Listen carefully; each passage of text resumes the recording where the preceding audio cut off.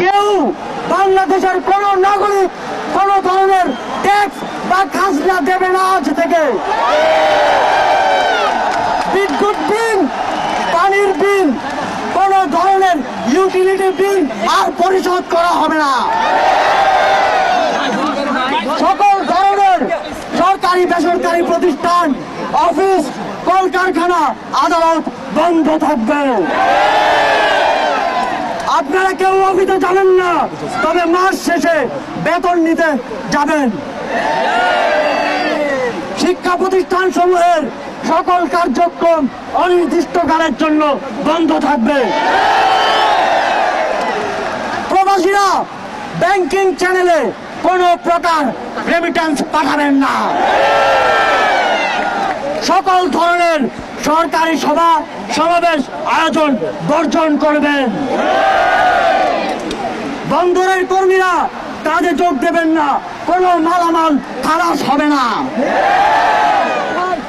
দেশের সকল কলকারখানা চলবে না, দেশের কোনো গার্মেন্টস তার কার্যক্রম চালাবে না। এই সরকারের পতন না হওয়া পর্যন্ত গণপরিবহন বন্ধ থাকবে। শ্রমিকরা কেউ কাজে যাবে না।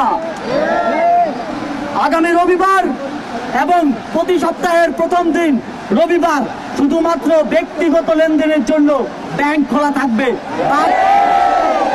বাকি সাপ্তাহিক কার্য দিবসগুলো ব্যাংক বন্ধ থাকবে। পুলিশ সদস্যরা রুটিন ডিউটি ব্যতীত কোন ধরনের protocol duty, riot duty, protest duty পালন করবে না। শুধুমাত্র পুলিশ নিয়মিত থানার রুটিন ওয়ার্ক পালন করবে। বিজিবি ও নৌবাহিনী ব্যতীত অন্য বাহিনী ক্যান্টনমেন্টের বাইরে ডিউটি পালন করবে না। বিজিবি এবং নৌবাহিনীও ব্যারাক এবং কোস্টাল এরিয়ার মধ্যে সীমাবদ্ধ থাকবে। আমলারা সচিবালয়ে যাবেন না। ডিসি বা উপজেলা কর্মকর্তারা নিজ নিজ কার্যালয়ে যাবেন না। কোন প্রকার অফশোর ট্রানজাকশন চলবে না। আমরা চাই না পতনের আগে এই সরকার দেশের অর্থ লুটপাট করে বিদেশে নিয়ে যাক। বিলাস দ্রব্যের দোকান, শোরুম, মার্কেট সবকিছু অনির্দিষ্টকালের জন্য বন্ধ থাকবে।